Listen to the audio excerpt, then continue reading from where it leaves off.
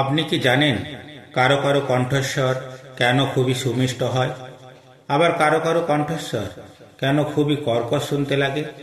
এর পিছনে রহস্যটা কি? কি করলে আমরা প্রত্যেকেই সুমিষ্ট কণ্ঠস্বরের অধিকারী হব? আর এমন কি করব না যাতে আমাদের কণ্ঠস্বর অন্যের কাছে কর্কশ শুনতে লাগবে? আজকের ভিডিওতে সেই বিষয়ে বিস্তারিত আলোচনা করব, তাই ভিডিওটি স্কিপ না করে সম্পূর্ণ দেখার অনুরোধ রইল। আর এ বিষয়ে যদি আপনার কোনো নিজস্ব মতামত বা যে কোনো প্রকার প্রশ্ন থাকলে তাহলে কমেন্ট বক্সে অবশ্যই লিখবেন। তবে ভিডিওটি দেখার পূর্বে দর্শক বন্ধুদের কাছে বিনীত অনুরোধ, আপনি যদি পূর্বজন্মে বা জন্মান্তরবাদে বিশ্বাস করেন তবেই ভিডিওটি আপনার জন্য। আর যদি এসবে বিশ্বাস না করে থাকেন তাহলে ভিডিওটি স্কিপ করে যাওয়াই ভালো, কারণ এই ভিডিওর মূল বক্তব্য পূর্বজন্ম বা জন্মান্তরবাদকে কেন্দ্র করে আলোচিত। শ্রীমদ্ ভগবত গীতায় ভগবান শ্রীকৃষ্ণ নিজ মুখে বলেছেন যে আমরা যেমন পুরনো জামা কাপড় বদলে নতুন জামা কাপড় পরিধান করি, আত্মাও ঠিক সেই রকমই পুরাতন দেহ বদলে নতুন দেহকে আশ্রয় করে।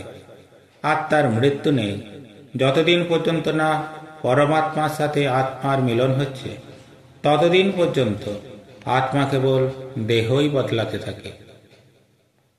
আমাদের সনাতন হিন্দু ধর্ম এই মতবাদেই বিশ্বাসী। শুধু হিন্দু ধর্মই কেন, পৃথিবীর যে কোনো ধর্মে এ কথা বলা হয়েছে যে সকল প্রাণীর সাথেই ভালো ব্যবহার করা উচিত, কাউকে দুঃখ বা আঘাত দিতে নেই। কারণ আমরা বিশ্বাস করি এই দুঃখ বা আঘাত একদিন না একদিন ঠিক বুমেরাং হয়ে নিজের কাছেই ফিরে আসে। সেই রকমই কারো সাথে কটু কথাও বলা উচিত নয়। কটু কথা বলা, কাউকে বকাঝকা করা, তিরস্কার করা, গালিগালাজ করা প্রভৃতি করলে আমাদের কণ্ঠস্বর ক্রমশ কর্কশ হয়ে যায়। যদি ইহজন্মে কারো সেটা নাও হয়ে থাকে, তবু কিন্তু পরজন্মে তার কণ্ঠস্বর যে কর্কশ হবেই, এটা কিন্তু নিশ্চিত জেনে রাখুন। কারণ এই জন্মের কটু বাক্য পরজন্মের গলাস্বরে কটু ছাপ বয়ে আনবেই। অন্যদিকে যারা সর্বদা মিষ্ট কথা বলে, ঈশ্বরের নাম জপ করে, কাউকে কোনো খারাপ কথা বলে না, তাদের গলাস্বর ক্রমশই মিষ্টি হতে থাকে। আর পরজন্মে তারা সুমিষ্ট কণ্ঠস্বরের অধিকারী হয়ে জন্মায়, এটাও এক প্রকার নিশ্চিত। আমরা যদি কর্মফলে বিশ্বাস করে থাকি তাহলেও এই যুক্তিকে সহজেই মেনে নিতে পারা যায়।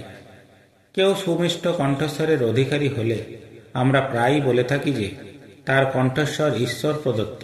কিন্তু আমরা কি একবারও ভেবে দেখেছি যে ঈশ্বর কেন তাকে সুমিষ্ট কণ্ঠস্বর দিলেন, অন্যজনকে কেন দিলেন না? বিজ্ঞানে ষড়যন্ত্রের গঠনের ব্যাপারে অনেক কথা বলা হলেও এই ষড়যন্ত্র যিনি সৃষ্টি করেছেন সেই ঈশ্বরকে বাদ দিয়ে কি কিছু সম্ভব? তাই আমাদের প্রত্যেকেরই উচিত সারা জীবন ধরে সৎ কর্ম করা, সৎ জীবন অতিবাহিত করা, সুমিষ্ট ও সত্য কথা বলা।